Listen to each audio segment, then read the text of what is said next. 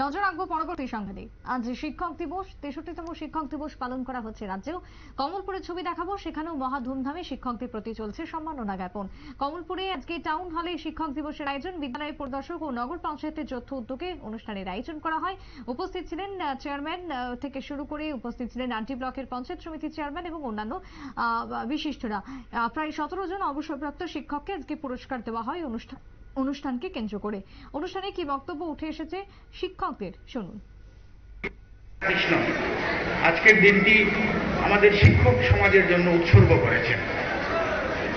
আমি খুব গর্বের সঙ্গে মাথা উঁচু করে বলতে চাই যে একজন শিক্ষক হিসাবে সমাজের প্রতি আমরা যে দায়বদ্ধতা, কর্তব্য পরায়ণতা এবং সর্বোপরি ছাত্র সমাজ এবং সমাজের সর্বস্তরের মানুষের সঙ্গে একটা আত্মীয়তা গড়ে তোলার জন্য যে একটা প্রয়াস আমরা রেখেছি,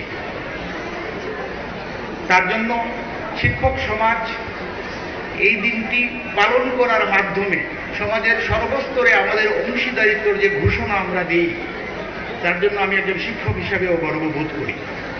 এবং সবশেষে আমাদের যে বিভিন্ন বক্তারা যে আলোচনা করবেন, তার মধ্যে থেকে ছাত্রছাত্রীরা নিশ্চয়ই কিছু ভালো দিক নেবে, কিন্তু একটা কথা আমাদের মনে রাখতেই হবে আজকের দিনে দাঁড়িয়ে, যে ছাত্র সমাজ যারা সমাজকে পথ দেখায়, তাদেরও কিন্তু আত্মসংশোধনের প্রয়োজন আছে।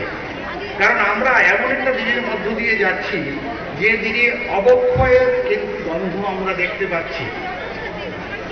সমাজের বিভিন্ন স্তরে যে বৈষম্য চলছে। আপনারা শুনলেন শিক্ষকের বক্তব্য।